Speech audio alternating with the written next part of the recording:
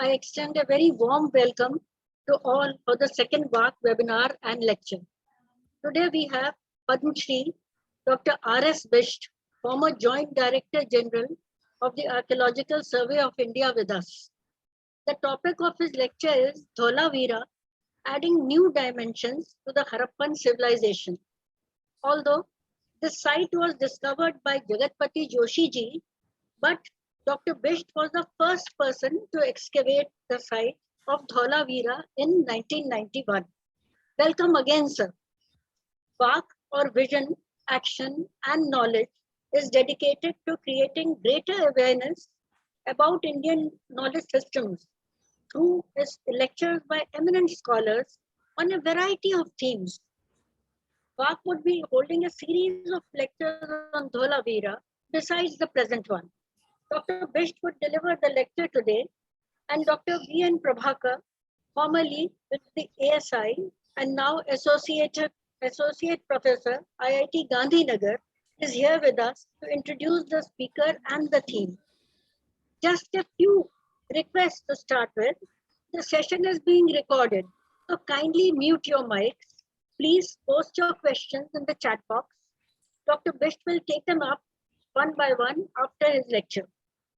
After posting a question, please write your first name and then the last name. We will disable your videos during the lecture. Now, I invite Dr. Prabhakar to introduce the speaker as well as the theme. Dr. Prabhakar. Thank you, Professor Shushmita. It's a privilege for me to introduce the theme. This theme consisting of 4 lectures on Dholavira, which is a recently inscribed World Heritage Property in the World Heritage List. And it is the first Harappan site in India that is inscribed in the World Heritage List. The other Harappan site is Mohenjo-daro, which was inscribed way back in 1980s. So Dholavira is a hallmark Harappan site which was excavated by my guru, Dr. R.S. Bisht from 1989 to 2005 for 13 field season. And it has brought to light remarkable features of Harappan civilization.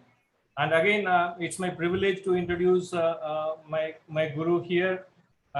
He started his career as early as 1968. Initially, he was with the Department of Archaeology, Government of Punjab. Then he joined Government of Haryana as a deputy director, and also he carried out very important excavations at the site of Sangol, Banawali from Punjab as well as Haryana. Later, he joined Archaeological Survey of India in the 1977. Then he went on to serve Archaeological Survey of India in various field offices, including the excavation branch at Vadodara, from where he started the hallmark excavation of Dholavira. So to his credit, Dr. Bisht, he completed his PhD on emerging perspectives of the Harappan civilization in the light of recent excavations at Banawali and Dholavira. And he has passed the degrees of Visharad and Sahitya Ratna. And also he has an excellent scholarship on the Sanskrit literature, which he has used in an extensive manner in understanding the archaeological cultures of the past. He is one of the extraordinary excavators with a keen observation. He has carried out various excavations at the sites of Sangol, Banawali, Sarai Mound, Nalanda, Chechar, Sametan, and at the end he carried out excavation at Dholavira. So it went on for 13 field seasons until his retirement. Even after his retirement, he is fully engaged with the researchers being carried out at the site of Dholavira. At present, he is also a guest professor of the Indian Institute of Technology, Gandhinagar, where we have initiated various research projects involving him, and we were able to also submit a hallmark excavation report based on his findings to the Archaeological Survey of India. So he has published extensively on various themes and various research aspects. And to his credit, he has published more than 50 research articles, popular articles and book chapters. He was conferred with the Padma Shri by the Honorable 2000 13 for his enormous contributions in the field of archaeology. Now, sir, I would request you to deliver the lecture on Dholavira. Thank you very much.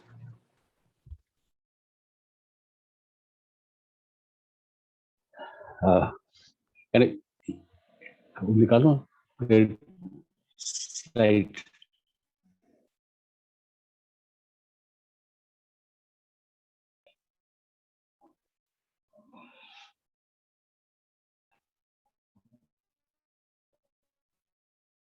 इसको हटाओ. Should I start? Yes, sir. Can Please. you? Yes, sir. Please do so. Yeah. Please do so. Okay. Thank you with greetings. I'm indeed very grateful to the organizers of VAK Vision, that VAK Vision Action Knowledge, a digital platform that is, the set up with a noble idea of disseminating our ancient knowledge, whether they gather from the field or from the literature. Well, I'm sure that it will be a long series of such lectures, and I'm very grateful to Dr. Shismita Pade, who actually introduced me to give this first lecture on this platform.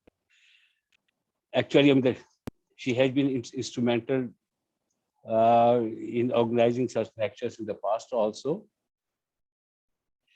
And I'm also very thankful to V.N. Prabhakar for giving such an elaborate and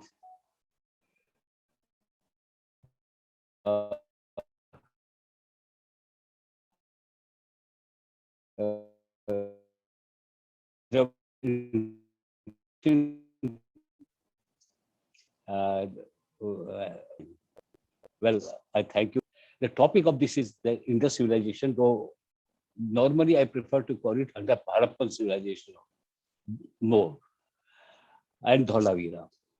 It is indeed had added many a new dimension to the Harappan civilization, such dimensions which had hitherto unknown from any excavations conducted in this subcontinent or even beyond that. Beyond means, I mean to say North Afghanistan, because we have found this a Harappan settlement at the Shor Tugai in the Badakhsha region also. And my talk will justify that how many new dimensions have been added to the civilization. As we know that it is one of the 4 great urban civilizations of the world, of the world, where those flourished in the 3rd millennium BC, or rather in the in the middle of the 3rd millennium BC. One is Egyptian, the other is Mesopotamian, third is Indus Valley in India, and China. Though China was a bit latecomer, but anyway, one of the great 4 great urban civilizations. And now, quickly, as we know that this is the physiographic and cultural map of India, showing some important Harappan sites, and Dholavira can be seen next in that, but not very clearly. Next one, please. I will skip over some of the slides so that my lecture doesn't become unduly long. Next. The Harappan civilization, as we know, that is known for a long life, say about 2500 BCE to 1900 BCE. Although some prefer to push it back by 1 century more, and it started with circa 2600 BCE. And second thing, it covered a very vast territory, measuring about 0.5 million. I mean, it has the largest cultural area among all the great urban civilizations of the 3rd millennium BC. Well, I will skip this. Uh, as we know, the Harappan civilization is known for certain salient features attaining a high degree of sophistication and standardization, elegance, and utilitarianism. That is very important. Utilitarianism. We don't find the kind of extravaganza we see in the civilizations of Mesopotamia and Egypt. But it has its own greatness in showing so many things. There is exquisite settlement planning, monumental buildings, but simple but yet impressive. Hydraulic engineering, hydraulic engineering, and also for stem seeds, it's unique script, though not yet deciphered, and it's very highly standardized weights and measures. And of course, that standardization, that elegance, that sophistication is reflected in whatever else they created, like pottery and art forms in different mediums, jewelry in different mediums, implements of metals, stone, shell, bone, etc. And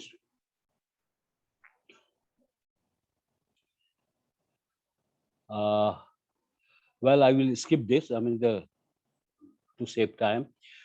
But here I would like to say that Harappan civilization, though I mean, when it was discovered, it, it has no known beginning or no known end. It remained an isolated phenomenon for a long time. And its standardization, its uniformity, later on uh, annoyed the readers so much that he stopped writing more about Harappan civilization, though I mean he has contributed tremendously by his education at Mohenjo-daro and writing so many uh, brilliant books. But that uniformity annoyed him quite. And here I would like to say that now, thanks to archaeologists, particularly French archaeologists, who have shown us that the Harappan civilization was the culmination of a long cultural process that started somewhere in the middle or late phase of the 8th millennium BCE,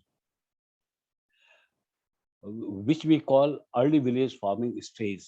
Where, and at that stage, there was no pottery, no metals. And the second stage, the pottery was introduced. And both of these, I mean, these early farming village farming stages covered several millennia. And then in the same cultural sequence came the technology of copper age, copper technology. That was very, very important. And after that, other uh, village economies developed successively over several cultural periods delineated by the archaeologists. And then came at the end of the Mehergarh sequence. I'm talking about the sequence that has been provided at the site of Mehergarh in Baltistan, where this site particularly is in the Kashi plain, watered by the rivers like Bolan, famous Bolan, and Nari rivers. And the culture sequence which started for Astramic Neolithic culture or early farming culture, ultimately came to the threshold of the Harappan civilization around 3100 or 3000 BCE, or where another site was excavated in the same region, only 6 kilometers away from Mehergarh, where the Harappan civilization was preceded by certain phases which had already been observed at uh, Mehergarh. So, and this entire sequence shows that we are talking about we have discovered village economy, a long cultural process, then town economy. Around in the beginning of the 3rd millennium BCE, we entered the town economy, and in the middle of the 3rd millennium BCE, we entered the metropolitan economy, which we often call Harappan civilization. That was the acme, that was the zenith. of the cultural process. And Dholavira is one of them, as Dr. Prabhakar told, it is one of the 5 largest urban cities in the subcontinent. 3 are in Pakistan, only 2 are with us. That is this Dholavira in Gujarat, in Kutch, Gujarat, and Gaweriwala in Cholistan Desert in Punjab of Pakistan, though it is not yet exploited. So now, I mean, I come to Dholavira again. Dholavira, as you show on the slide, has provided a long history of 1500 years of the Harappan civilization, from beginning from 3000 BCE to 1500 BC, during which it saw several significant cultural stages showing the rise and fall of the culture. That is very, very important, because extremely few sites are there and we find that kind of evolution of culture. But Dholavira has really shown that gradual evolution of our earlier culture, of the earlier part of 3rd millennium BC into the middle of 3rd millennium BC, when the Dholavira witnessed the full-fledged urban civilization. And Dholavira is situated, as you can see on the slide, in an island in the district of Kutch, or in the ecozone of Kutch in Gujarat. It is an isolated island surrounded by the run of Kutch, which normally remains dry and overlain with a thick crust of salt. Only during rainy season, when there are heavy rainfalls, you can see some 1 meter deep at the most water all around. So the very location or very preference for having one of the great cities in an island which is surrounded by a run is quite enigmatic. But that enigmatic has been almost solved by the environmental archaeologists, that once upon a time it has at least 3 to 6 meter thick volume of water. So it was enough for navigation. So with that, since it was connected with the Arabian Sea from 2 sides, so the trafficking to Mesopotamia, to Indus first, Mesopotamia, Makran, this Oman Peninsula, and further on Bahrain and Mesopotamia, Elam, that is the southeastern part of Iran, was very easy. Not only that, it was also, very profitable for collecting marine resources, which were extensively used by the Harappans. And this is the map of Khadir, just like a triangle. And on the somewhere in the northwestern corner of the island is situated Dholavira. You can see that how it is surrounded by the Rana, which was, of course, was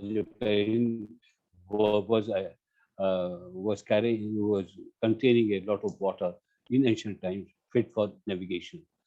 This is the 2 scenes when it was with water and when it was dry, covered with lime, covered with salt. And now coming to Dholavira, this is a very important site for archaeologists, not for a not very common man. So I am not tell you more about that, excepting this.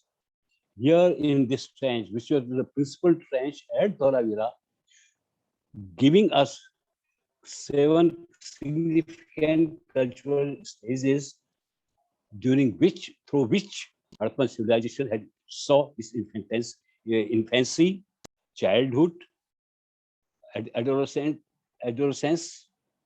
and then maturity, and then started declining, the old age, and then a transformed form of the Harappan civilization. Or finally, this great urban civilization at the last broke into or declined into a rural economy, a poor rural economy. And this trench also gave us very significant evidence for the evolution of fortification system at Dholavira, which started right from stage one, when it was when the culture was still in infancy, and how this fortification was broadened, widened, heightened. That is another part of the story. With the help of the evidence which collected from this trench, we could know that how the city, how a small fortress grew into a town, and later into a city, and how it started declining or being deserted or shrinking, and finally becoming a rural settlement of possibly of nomadic people. It provides an exquisite example of urban planning, and its monumental architecture is also very, very impressive, because the kind of architecture we have seen here, particularly in the form of gates, many gates have been exposed here in the form of gates which have not been found so eloquently, so elaborately, so tellingly at other sites. And then there are very fine elements of the aesthetic architecture in that. And another very significant important is that within the city, we found two multi-purpose grounds, which we also call sometimes stadiums. They were used for ceremonial purposes and and sports, and for the spectators. Tents were provided all around that large ground, which we call great ground. The great ground, the length of the great ground itself is 283 meters long, and width is 45 to 47 meters. And in addition to that, attached to this, we found a very, very small fortified ground. This great ground as well small fortified ground, where actually, both were fortified, and the smaller one was for some special purposes, like special rituals, or say wrestling, or some theatrical activities. We do not know to what purpose it was put. Such grounds, such ceremonial grounds, such multi-purpose grounds, which were sometimes used for marketing purposes also, for trade and commerce also. The evidence for this has also been collected from the site, very convincingly. It is not just an assumption, but it was really used as a marketing place also. And then is the efficient water management system and engineering at the site. And you will see, that water structures in the form of a chain of reservoir on the west, on the north, on the south, and in the front area of the settlement, were provided a chain of reservoir connected with each other and fed by the monsoon water, for which they selected a special piece of land which was enclosed by two seasonal monsoonal torrents. One is called Mana, the other Mansa, so that they can put effective dams across and lead the water to flow into a series of reservoirs provided all around the city. And the beauty of this water structures is that all those structures were provided well within the outer fortification of the city. This provision of outer fortification at any Harappan site is a novelty. It's almost a new feature, because these water structures are not without the fortification, but they are within the fortification, and thus being an essential part of the town planning of the Harappans. And then we come to the unique funerary monuments in the necropolis. If I say unique, it was unique in the sense that a variety of types have been found at Dholavira which had not been seen elsewhere. Or if they could be seen elsewhere, they were not properly understood. But even then, there are certain exceptionally unique features uh, like tumuli in honor of the dead ancestors, in honor of this important dead person. And there, the architecture shows that, yes, we are now dealing with proto-stupa. The principle of making them is the same on which later on the Buddhist stupas were constructed. And then we found the temporary stone quarries where aesthetic limestone elements were being fashioned, and some of them was carried to even Mesopotamia, to Mohenjo-daro and Harappa. And the significant feature, which have not been found elsewhere so far, is a signboard inscription that was found in the North Gate. In addition to that, we found a lintel inscription on a large piece of stone, which was once upon a time of a still very larger lintel of some gate or some building, large building. And then another unique thing was a large stone image, possibly of a divinity. If I say possibly, really, it was possibly I should say that really of a divinity, because such a large stone image had not been found so far. We have found many images from Mohenjo-daro, Harappa, but not of the proportions, not of the dimensions we found at Dholavira. And then very good account of the evolution of seals. How from the diminutive seals, says 3, then I'm followed by mature Harappan seals, classical Harappan seals, which are always square with a very evolved knob at the back. But in the late Harappan stage, in stage 6, we find that square seals were discarded and made a triangular. Instead of square, they are rectangular seals, but no motifs. Where the Harappan seals were always with motif, almost always with motifs, either animals or some mythological seal or some sacred symbols. In addition to writing, in most cases. But these seals have inscriptions brilliantly cut, but showing no sacred symbols, no animals, no mythological scene, nothing, etc. So there is a definitely ideological shift in the late Harappan times. That is also seen in many of the things which were vandalized by the great Harappans. Or I would like to add that it was a great center of copper working, bead making, shell industry, stone working.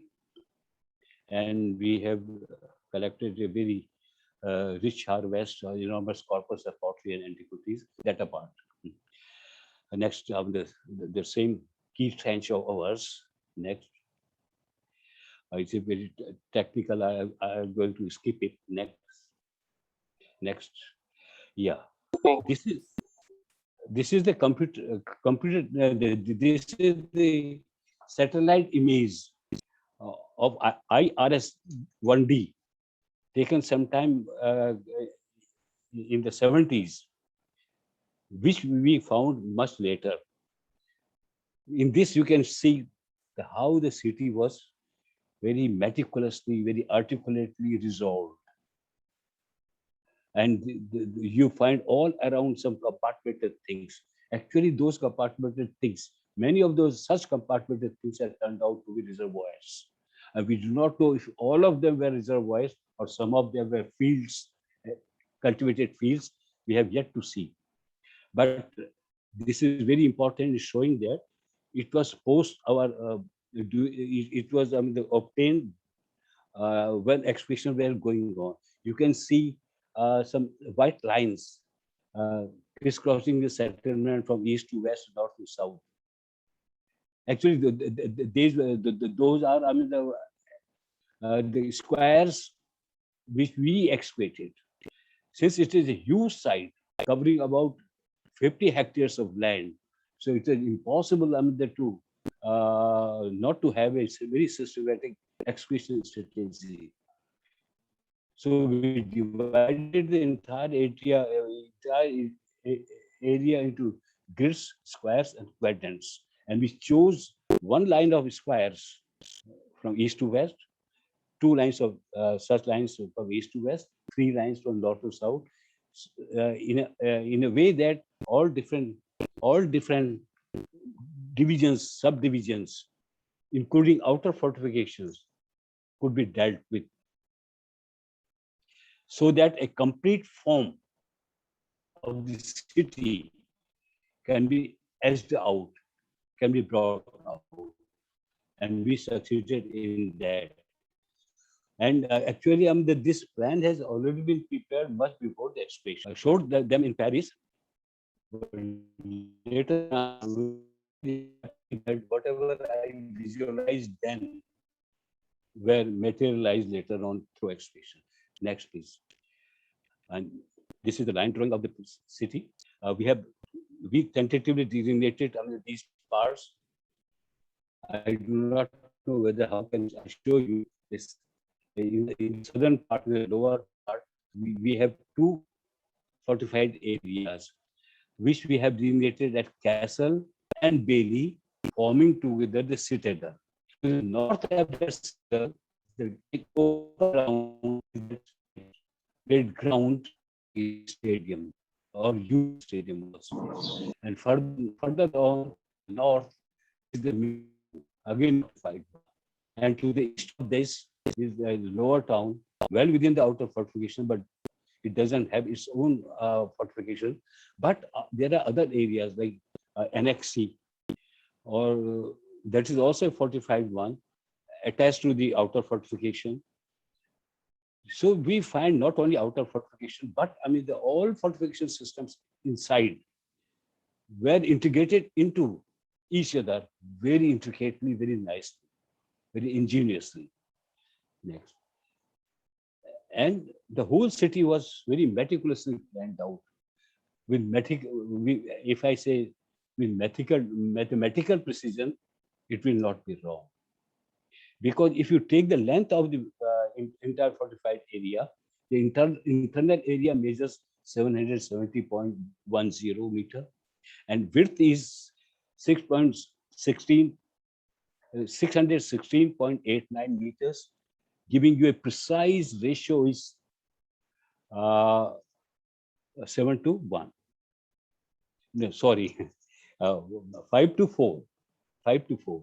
And the same ratio is shown in the citadel, which is shown in black, the deep black.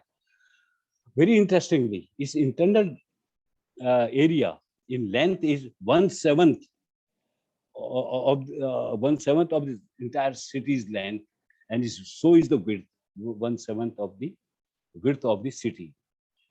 So it means it was 7th part, or we should say the 49th part of the whole area that was covered under the fortification wall. Likewise, each subdivision, each division, each major division, or even individual houses, or even reservoirs has some fixed ratio proportion. It's very great to find that most of these ratios and proportions have been duly found in the architectural treatises of India written in Sanskrit 3,000 years later. So it means a tradition was being carried on, not always on ground, but always in memory as a sacred thing. Next. Here I'm trying to show the ratio proportion of different areas like city, castle, and then Bailey, middle town, lower town, stadium, and ground water structures. I'm not going to speak them, but those are showing in the last column. Next, please. This is a computer generated picture of the entire site by Japanese expert for the purpose of a exhibition. They put up on four great civilizations of the world in Japan in sometime 2000 or 2001. Next. This is East Gate. I'm not going to tell you much about its design, but inside you can see the gate. The entire gate is provided in the thickness of the fortification wall, which is always very enormous. This fortification wall of the mature period had this width 18 meters. Just imagine 18 meters and height 9 meters. So within the thickness of that, and with the tapering sides, within the thickness of that is provided that all the gates that we find at Dholavira, whether in the citadel, castle, Peli, or Middletown, everywhere. Next. Here, those are aesthetic elements in the architecture. How the beautiful these things were used, those beautifully carved, expertly carved limestone things were used for making a central column in in the chamber of the East Gate. I think in between these things, some wooden things were also used, but this is the limestone which was the quarry field of which where those things were fashioned has been found at Dholavira. And such things, particularly that bead-like things, round one things, have been found at Mohenjo-daro and Harappa of the same limestone, banded limestone. And we believe that all those things were crafted here and transported to Mohenjo-daro and Harappa by the Harappans at Dholavira, because their huge site is there, they have artisans, the craftsmanship is there, and easy access to the water transportation. Next, please.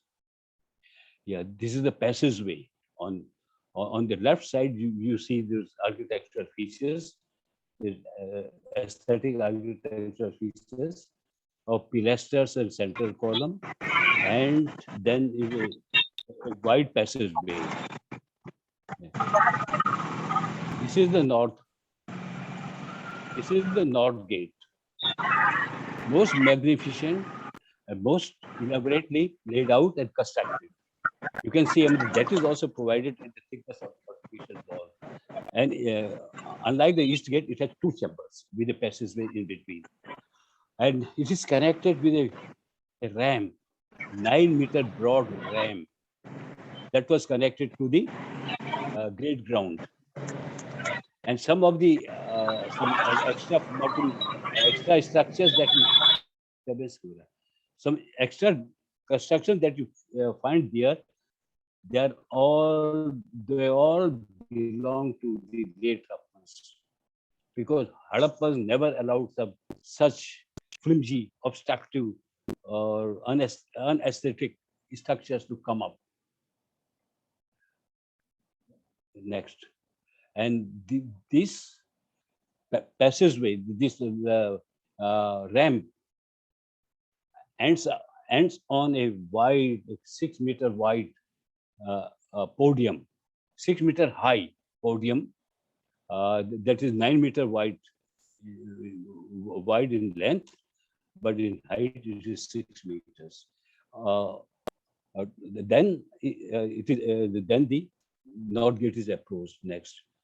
The detail of the North Gate you can see now. Yeah, how the North Gate was provided is a huge thing.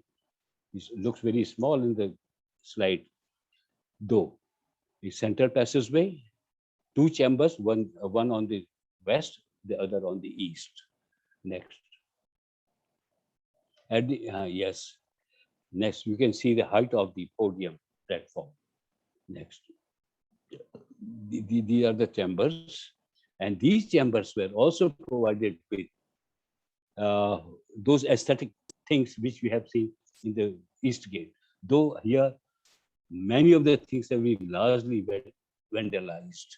Next, the passageway is connected to a dog-leg-shaped staircase, giving you access to the interior of the castle. And it is in the western chamber on the right side, we find the unique inscription I've just referred to. Next. Earlier. This is the staircase leading to the interior of the a side street, and ultimately leading to the interior of the castle. And here that the lady is standing, and there we found inscription, though the inscription not very clearly visible on the screen. Next. This is the gate, the east gate of the great stadium, or the great ground, or the ceremonial ground.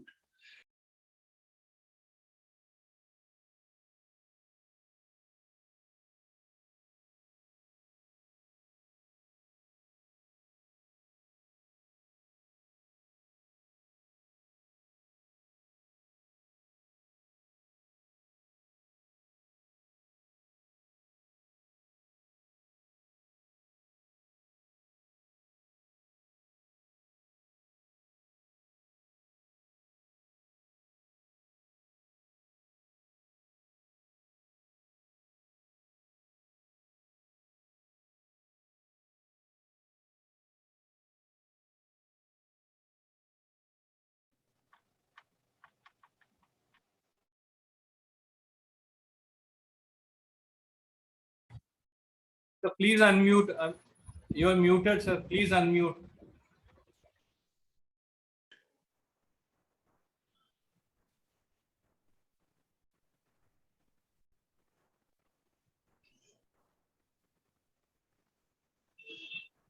It's okay? It's okay? Yeah, we can hear you. Yeah. Here you can see streets, a straight street in the middle town. Next. And how two streets are cutting each other at right angles, as we have seen at other Harappan sites also. Next. Again, this is the straight north-south street in the lower town. Connection is away.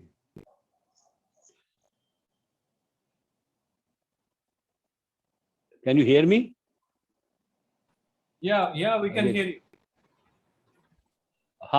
Here I'm going back, reverting to the north gate, where you can see some of those aesthetic elements which were put up by the Harappans for making pilasters and central columns. And you can also look at the door sill, all made of that banded limestone, very nicely finished things. Next, please. These are the things showing some from Dholavira and some from Harappa and Mohenjo-daro. The same material, the same thing, the same technology. Next. And what was the superstructure of a column?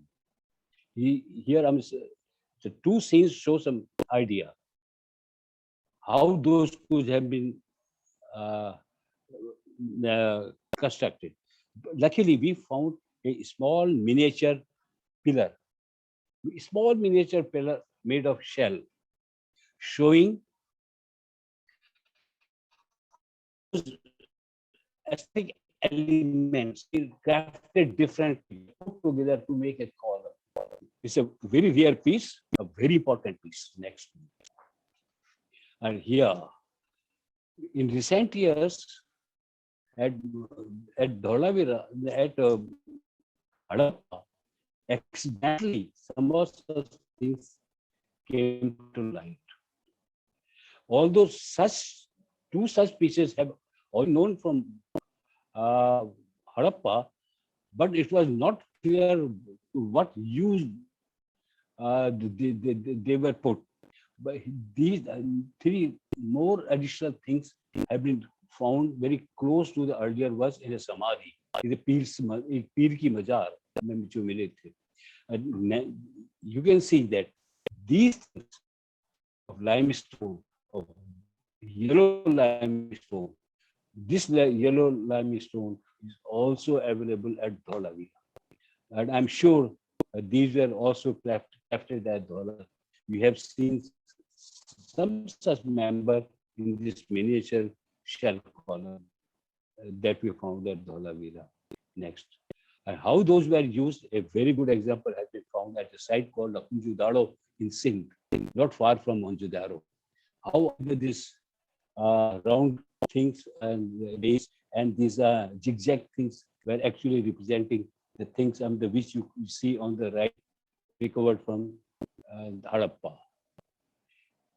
These are Lakunjudaro has not been excavated regularly, but these are chance discovery found along with huge collection of mature Harappan material at the site, because the whole mound was being destroyed by brick makers. Next. And the late Harappans, how the Harappans of stage 6 at Dholavira were destroyed by their predecessors created.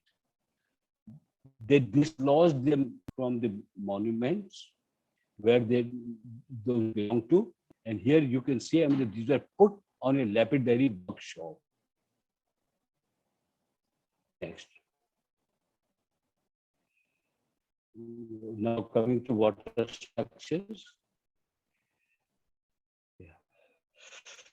First, the dams were created across the monsoon channels, and the entire water was diverted to chain of reservoirs.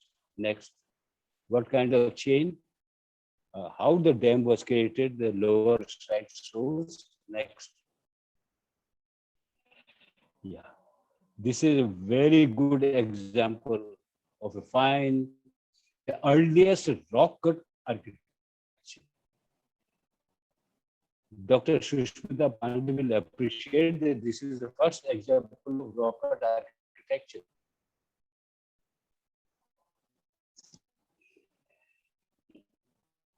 Very, very nicely cut through the rock and provided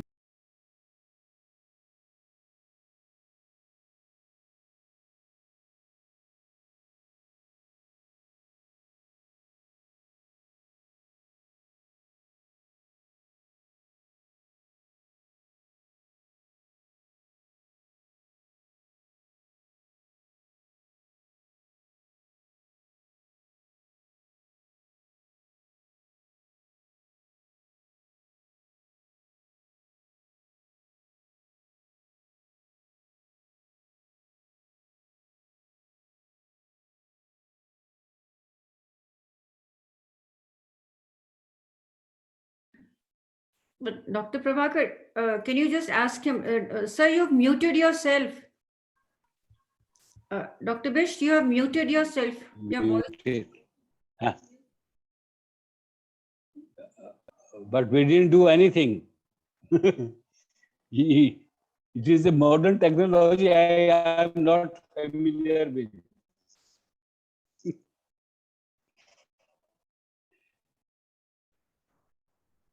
How? Can I be heard? No? Yes, yes, Yeah, now, yeah. Kaise hoga? now you, Unmute.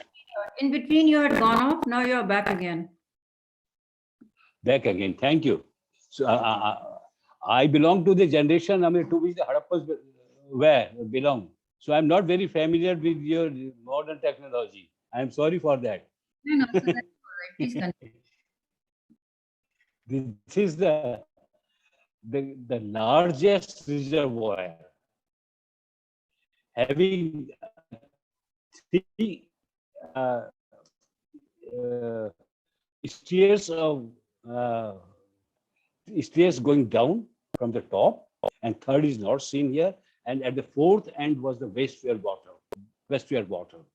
And this, it was, it was the last one, possibly of the chain of other smaller ones, which are yet to be excavated to the east of it.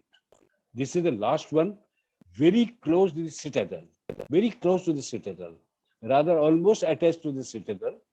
In between, there is a pomegranate, and all around there is an embankment which has gone. Only remnants of that are found here and there.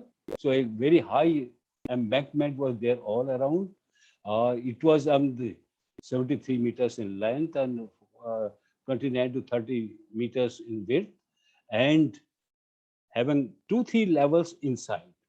The first level ends at the depth of 6.8 meters, and the other one at more than 10 meters. And the deepening of the bottom was going on when we stopped the excavation, because we did not go beyond that for our technical reasons, and in addition to shortage of time, as all archaeologists suffer from the shortage of time. But in the phase of decline, that is stage 5, a flash flood covered all the water structures which their predecessors created at Dholavira.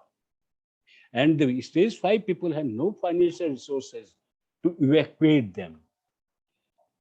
So how to obtain water? So they removed this accumulation from a small part of the great tank and cut a well there, very irregularly cut well can be seen there.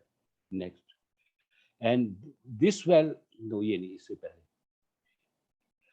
this well, was also connected to a very improvised steps, really going down. So I say, I do not know rightly or wrongly, that this is the beginning of famous step wells of Gujarat and Rajasthan and elsewhere. This is the beginning, very humble beginning of this step architecture, wow architecture. And the best example, where culmination was found, was the Rani Ki Vav pattern, with which I was also associated. And I'm very happy that both Dholavira and Rani Ki Vav pattern in North Gujarat have been inscribed in the list of World Heritage Sites. Next. And in addition to that, we found more water structures which were used by the residents or authorities of who are living in the castle area. A huge well was found, 2.125 meter broad in diameter. Well, and we also found such contrivances to show that how the water must have been drawn from a deep well, where the water was at least 15 meters deep, which is humanly not very easy to draw water daily. So we found such thing that where how vertical columns were raised and a horizontal wooden rod fitted with pulley and ropes were used, and how the water must have been drawn from a leather bag with the help of 2 bullocks, and the water was emptied on this trough, and on one side of the trough is a hole which is connected to a drain, which was carrying the water to 2 small storage tanks in the castle. Next. Yeah, you can see the rope marks. Rasri awat jate silpar parat disar. Next. So these smaller tanks were connected to the well through drains. Very, very ingeniously made. That these are made perfectly waterproof tanks. I'm not going to go into the to tell you about the architectural details. Next. Yeah, Dholavira is also known for, whereas Mohenjo-daro was known for his wells, for his sanitary arrangement system, for his toilets and kitchens, and how the waters from there was were flowed into a drain in the street, underground drain in the street, and how the different drains meet together. Ultimately, the sewage were flushed out of the city. Here we have a very good example of a network of storm water drainage, in which our modern cities are very, very poor. That's why often we find water logging in the streets. Harappans were, you can see their foresight, their engineering, their architecture, that they first thought of the management of storm water. Next, it is a part of that. And next, other drains which will be found so high when easily a man can walk through at intervals. So openings were provided, which we call manhole, or holes for water relief, or hole for air escape. The escaping of air is also very important, because so that a sudden flow of water is obstructed by air that is already locked in the drain.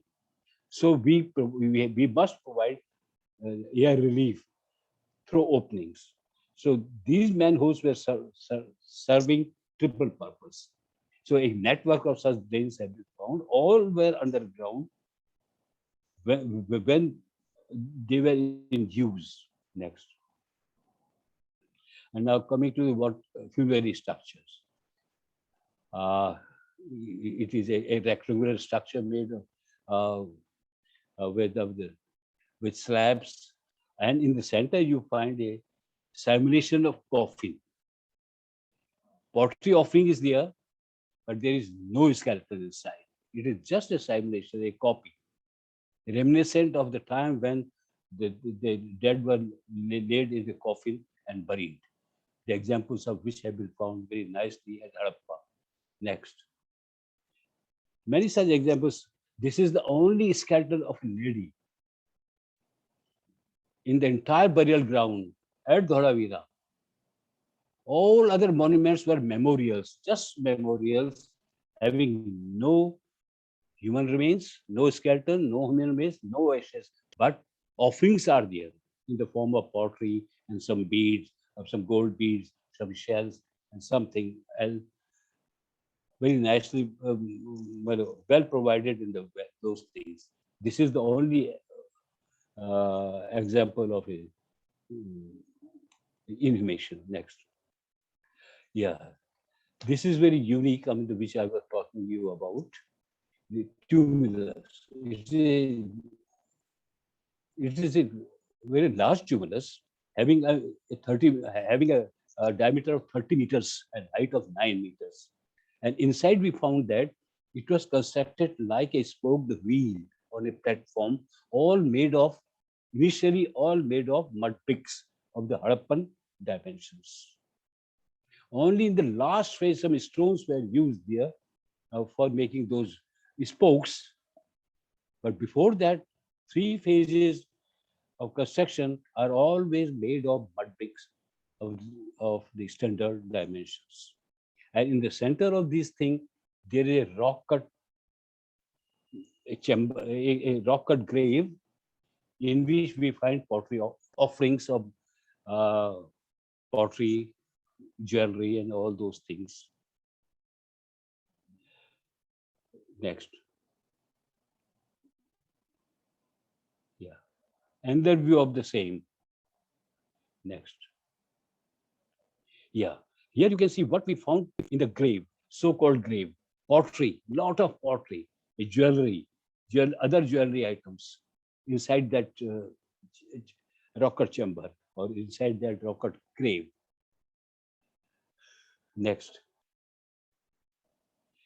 This is the plan. I'm not going to explain at the moment, but you can see the platform was provided, circular platform around that rocker chamber, and over that was created a wheel with the spokes. Next. The second one, the second tumulus was made in the same manner with the central grape chamber, a platform, and then a wheel form of design, but without spokes. Very interestingly, such evidence have been found in the Yajurveda Sanhitas, Maitrani and those Sanhitas, and also in the Shakar Brahma. That with the spokes is called Sara Ratha Chakra Chiti, and those without spokes are called Saprati Ratha Chakra Chiti. Luckily, we found both at Dholavira. So we can say this is the beginning of stupa architecture in India. Where are the missing links between here and Buddhist monuments? We have to see, we have to look for, we have to interpret, we have to think of. But the beginning was here, right from the very early phase of the Harappan civilization, mature Harappan civilization at Dholavira. And such things have also been found in Bahrain, with which where our merchants were going very regularly to trade with the Mesopotamia. Next. Here we found from the middle level of the mature Harappan culture a small piece of stone, which possibly gives us an idea what that stupas looked like. I'm sorry, I will excuse for using the word stupa, but there is stupa. Next.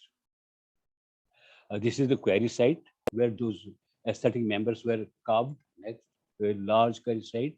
This is the famous inscription having 10 Harappan signs, and these are these. Each sign is composed of different elements of gypsum, and different small pieces were used, and all pieces were made to order for making one sign. And those signs were once upon a time but inlaid on a wooden board, the faint remains of which we found during excavation. Next, unique, not found anywhere else. This is that another inscription, lintel excavation I will talk about. Next. Since I'm running out of time, I will just show you this, how we show the evolution of seals. This is the earliest seal of stage 3. No inscription is there. Very small, very crudely made, but square in shape. Such seals have already been found in Balochistan and in Haryana from pre-classical deposits. And this is a mature Harappan seal. You are almost all the listeners are familiar with. The third is late Harappan inscription of a different size, rectangular in size, and with a different kind of knob. It is rather a convex. It is just like a convex, the seals. The other part is not visible in this side. Next. No, I'm not going to discuss. Possibly Dr. Prabhakar can. Next. Yeah, this is the first, this pre-classical seal. Next. All classical seals. Next. This is you find we find such very few seals which are made of in the form of Persian Gulf seals, circular seals. It's a different kind of knob, showing that yes, our trade was carried through Bahrain, not only from Dholavira but also from Lothal and Mohenjo-daro and many other sites. But such seals are very few and far between. Next. Yes, this is the late Harappan seal. Such seals have been found from Shahi tomb in Makran. Next, or many other places. This is a very, very very, very important, very, very significant tablet, showing us away some mythological scene. An inscription is there, the mythological scene, in which, I mean, a person wearing a Kushal-like tunic, beating a horn deity, which is certainly a bull. If you look at the hump and the tail, and then there is a crocodile. Next.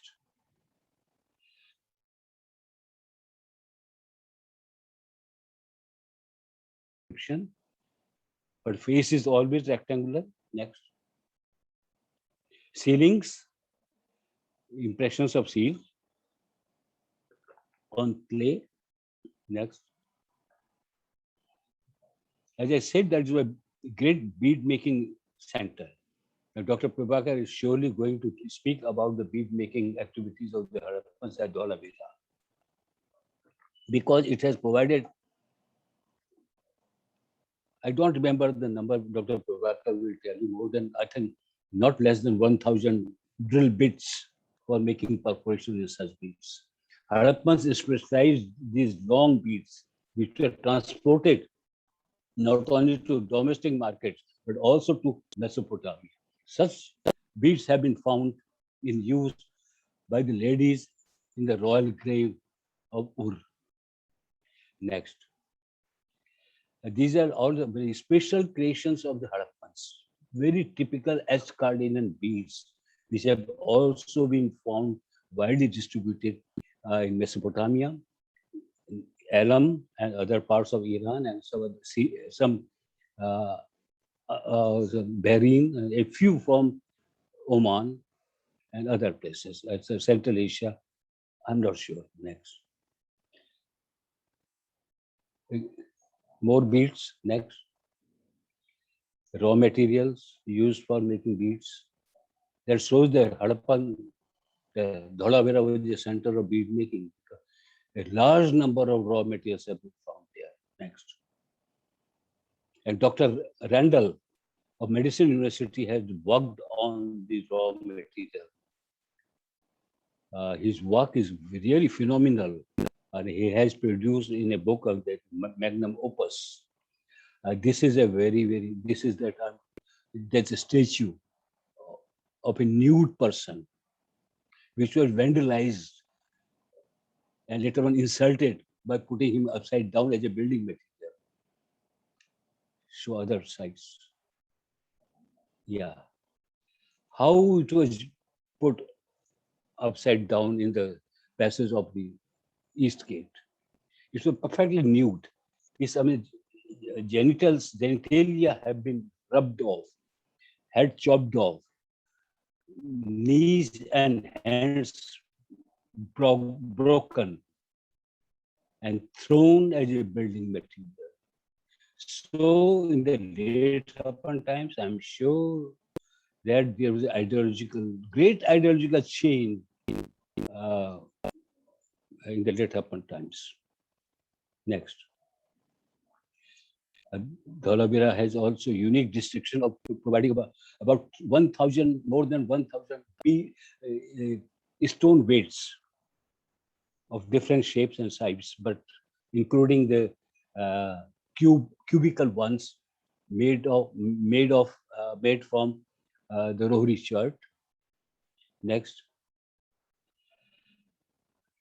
More weights. Next. Yeah.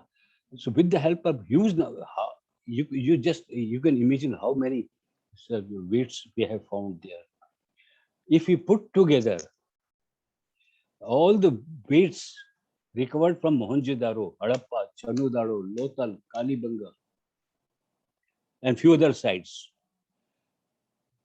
do not come nearer to the number of weights which have Dholavira has produced singularly. That's why we could see that there are some two series of weights, series A and series B. Each series had two sub-series, A1, A2, and then A B1, B2. And series A not related to series B. Such beads have been referred to by the earlier experts, earlier interpreters as aberrant beads. But we see that they are not that much aberrant beads. They made a different series of weight system. So two different weight systems were used by the Harappans. Next. This is B series. Next. Gaming board. A variety of such gaming boards have been found from Dholavira, all made on, all carved, inscribed on stone. And then gamesmen are also there, made of same precious stones out of terracotta or shell. Next. These are two rare terracottas. The precise chronological placing of these was a bit difficult, whether those belong to last phase of the mature Harappa or the following phase of late Harappa, because those were recovered from the stormwater drain. Next.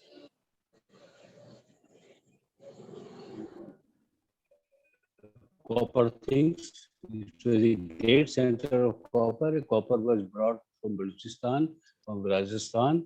Sadar Randall tells us.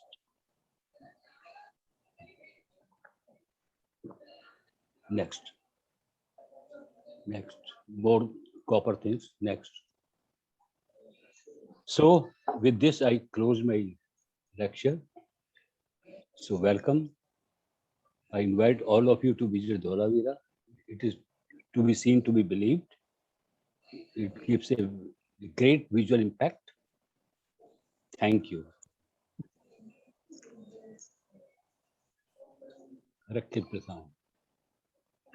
Thank you so much, sir, for this wonderful talk. We always feel benefited and enlightened to listen you again and again, even though the findings were done nearly 2 decades back. But still, it's always fresh in our memory. And with your interpretations and your way of explaining things, it's really a wonderful experience to listen to you. So we have a few questions in the chat box. I would read the relevant ones so that you can answer them one by one. The first question is by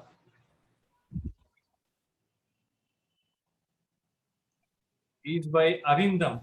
Arindam, he asked, is there any remains of a port near Dholavira? Port? No. Yeah. No, I mean, some likely places could be there. There were no regular port.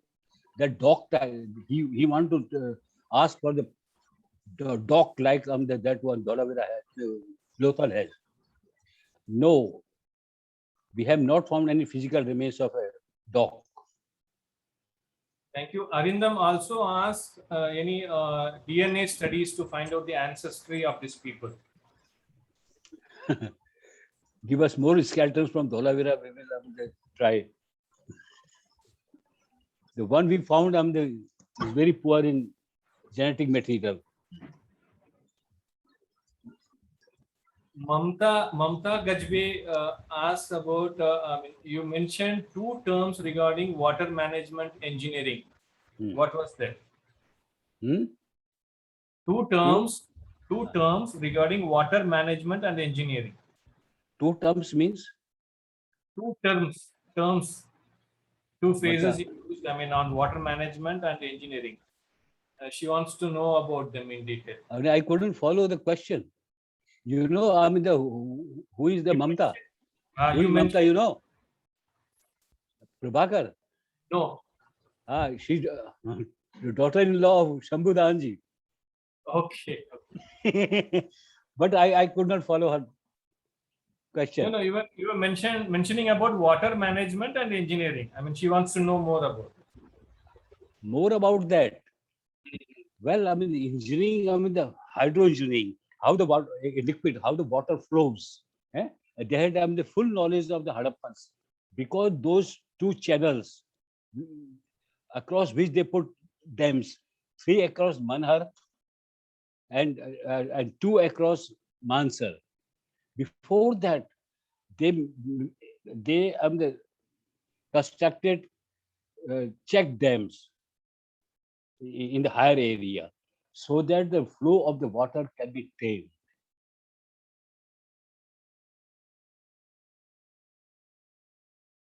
Dams are not damaged by the rush of the water.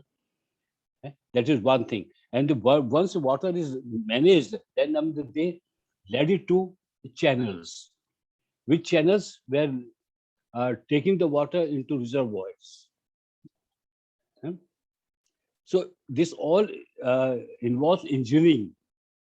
You can do that only when you know the water engineering. Before the Harappan, the proto-historic people have a long experience in Balochistan, where we have found gubbar burns of various types. And that coincides with the time when the rainfall, monsoon rainfall, had become poorer and poorer. So I think that will satisfy her. I don't know what else she wants. Okay. Santosh Karthik, he asked, what is your opinion on Aryan invasion theory? Well, हजारों ख्वाहिशें ऐसी कि हर ख्वाहिश में दम निकले, बहुत निकले मेरे अरमान, लेकिन फिर भी काम निकले. ये एक कंट्रोवर्शियल टॉपिक है. I don't want to spoil the discoveries, the great discoveries of Dholavira with such controversial things. Although, yes, I say that I believe that Harappans were Rigvedic Aryans. I will not go into details. Dr. Sagarika asked, what was the cause for such an advanced civilization to disappear? Yeah, that's a very interesting question, and it has been dealt with by so many scholars. The general thing was that the failure of climatic change, failure of monsoon.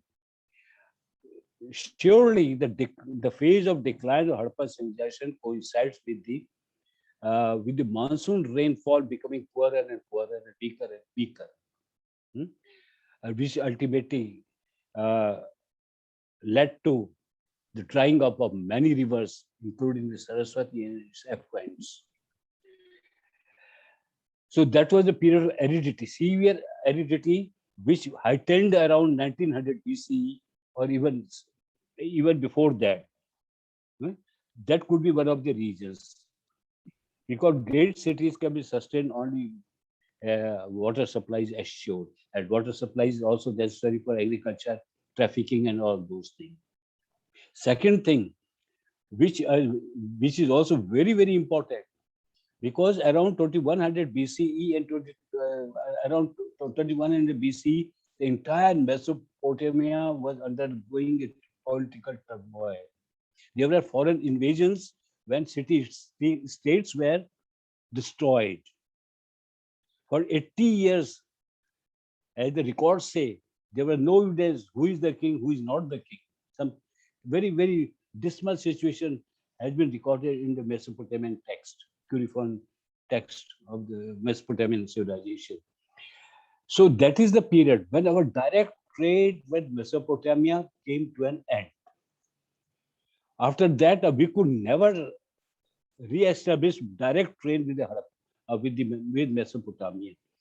Always we took our material, merchandise, to Bahrain or some intermediary stations, from where that material was transported to Mesopotamia by other traders. Our merchant ships were not going directly to Mesopotamia, and this diminution in this trade, it caused diminution in trade, coincided with the phase of decline at Harappan sites at large, at Harappan site at large.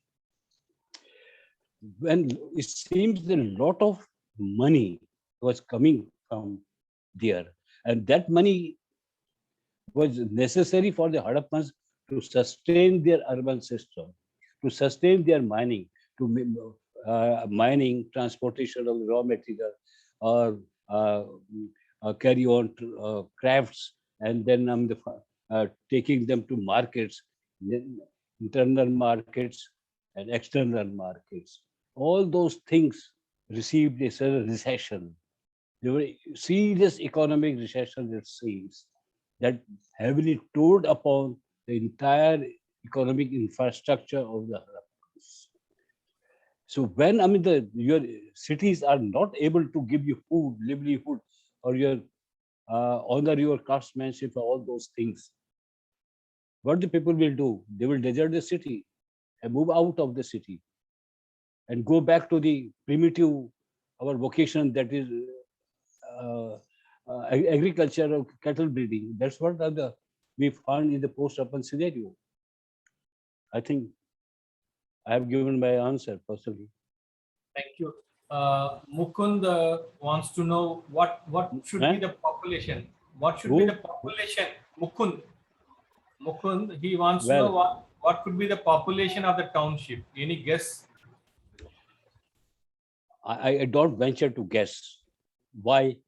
Because I wish that at least some residential quarters in middle town and lower town should be fully exposed, some quarters, residential sectors, so that we can have a better idea. Now, in the absence of that, because our excavation was uh, controlled vertical excavation with vertical horizontal excavation, not the horizontal excavation. So we have limitation of time, funds, and man resources and all those things. We couldn't do that, despite our best wishes. Hopefully, some scholar like you excavate the fully some residential quarters, then a good uh, uh, thing can be worked out of the how how one house was accommodating how many people. And at the moment, I'm not trying to guess. And not less than the 7,000-8,000 people should be there, and maybe more. Hmm. Madhurima wants to know with the kind of evidences available to us in the form of pottery, brick, town planning, weight standards, all these findings. Is it possible that all the cities were under the same administration? Was it No, under a central administrative power? I don't believe there's such a huge empire can be administered by a central authority for 5, 6, or uh, 4, 5, 6 centuries. Very impossible. Our greatest the empires, like Mauryan, Gupta, Mughal, never the uh, lasted beyond 150 years. So how it is possible? I don't suppose. I think that we have some city states like of things, or some small janpada like of things where the, where the chiefs were fighting among themselves. The kind of scenario we find in the Buddhist in the time of the Buddha, where there were 16 janpadas always fighting among themselves, but even then letting the trade and commerce flourishing. Archaeologically, the entire area had the same archaeological culture, but the same economic structure, but politically they were fighting among themselves. Yeah, so otherwise, what's the justification for making some huge fortification wall around their cities? There was always, there's some problem of external attack. That's why they were always on the guard, with jealously on the guard. Okay? Amit Devnath wants to know: is there any image of terracotta associated with divinity or not? Well, so far, terracottas are concerned, it's a very different story here.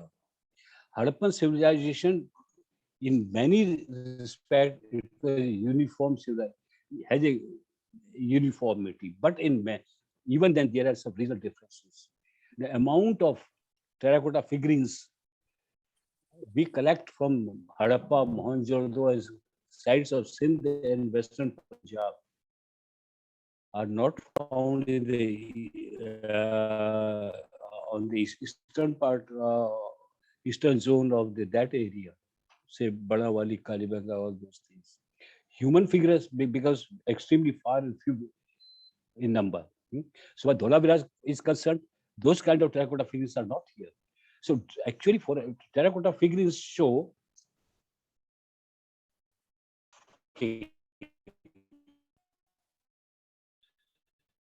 so high proof that almost uniform to Lothal from Miri Karat or Shurtagendo to Rakhi Gadi, almost same high order, religion of high order. But so far lower order is concerned at the folk level, so there are a lot of differences there. So at the moment, I would like to take the questioner that I don't relate any terracotta with some divinity here.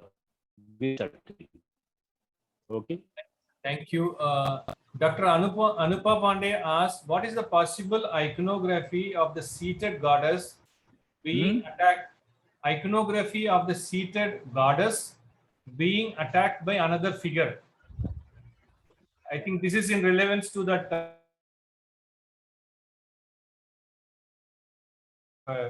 fighting scene or a deity seated and attacking scene is there.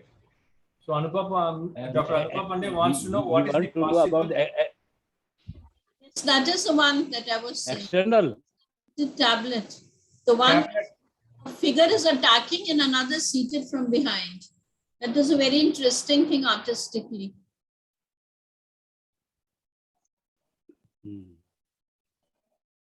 We have become. Hello, can you hear me? Yeah. Yes. Hello. Yes, I can hear. Yeah, we can hear you. But I couldn't. I couldn't follow the question. There is a tablet where there is a figure with a lance-like thing attacking and a seated figure look from behind. That is a very interesting thing. I was wondering whether it is a prototype of Mahishasur Mardini or anything like that, because I was trying to understand your possible identification or iconography of that particular tablet.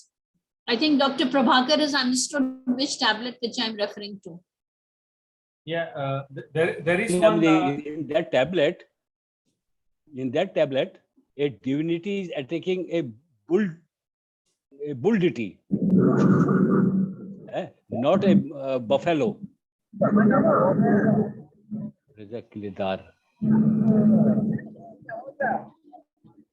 Hello, connection. Yes, Connection is gone. No, we can hear you. Next question. Dr. Anupa Pandey wants to know the solitary skeleton, was it from a royal burial? Solitary, you showed a solitary skeleton. Was it a royal burial? Sometimes jokingly, I used to say that some prince married a princess from Sindh or Harappa. That's why that poor lady was given a burial. The solitary example of burial. But certainly it was not royal, and it's extremely difficult to find from other burial sites to distinguish between royal burials or common man's burial or this and that. Very difficult to say.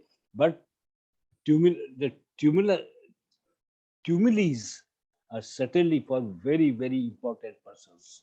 Certainly for important persons, maybe royalty. But there are not so many. They are just 6, 7, and that's all. So the kind of royal burial, he may be or she may be in mind from Mesopotamia or Egypt. That is not there. Because Harappas did not believe in extravaganza. They were very materialist people. They didn't waste wealth on death. Next.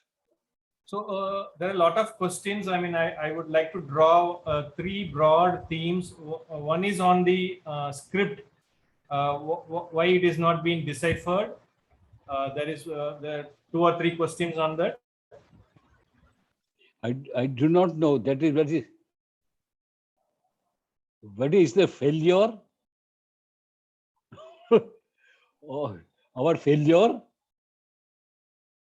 or very typical form of the Harappan script, which do not show,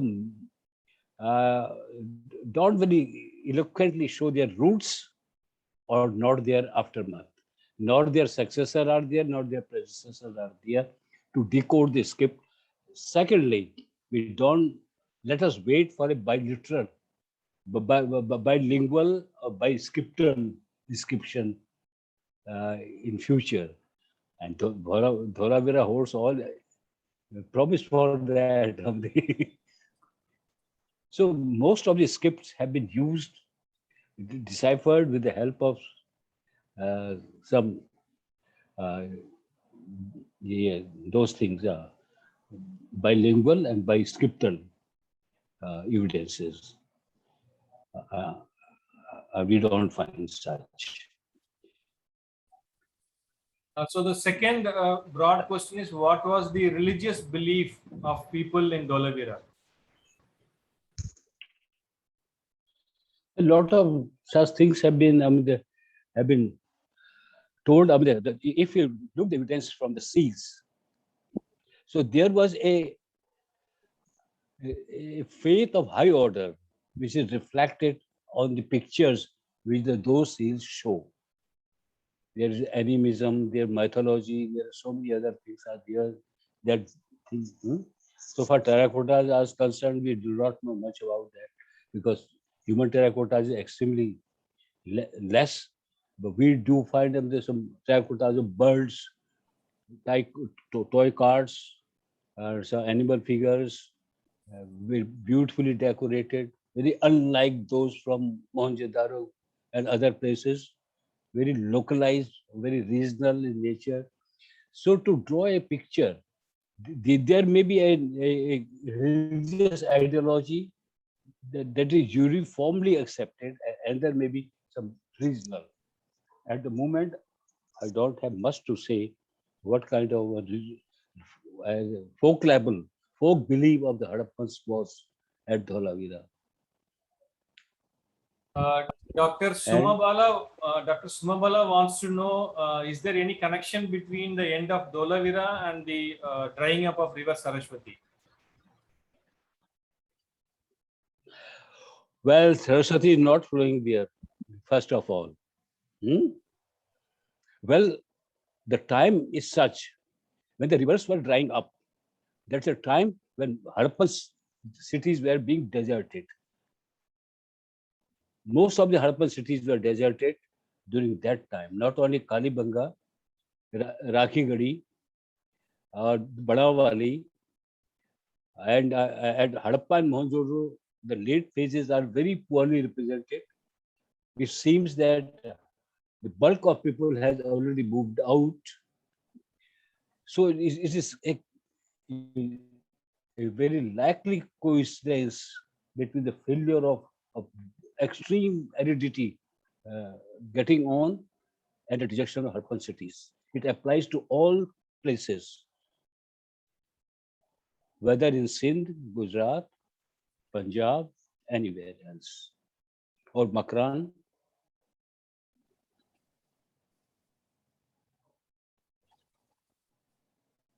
Yeah. There is one more question of any relation between the Sanoli findings and Dholavira? No, nothing. Only the very advanced technology of Harappans was adopted by making pottery, but typologically, or technically, I feel that's totally different. Last question, Dr. Sushmita Pandeji wants to know the two Sanskrit terms you used for this spoked burial and the unspoked one. Yes.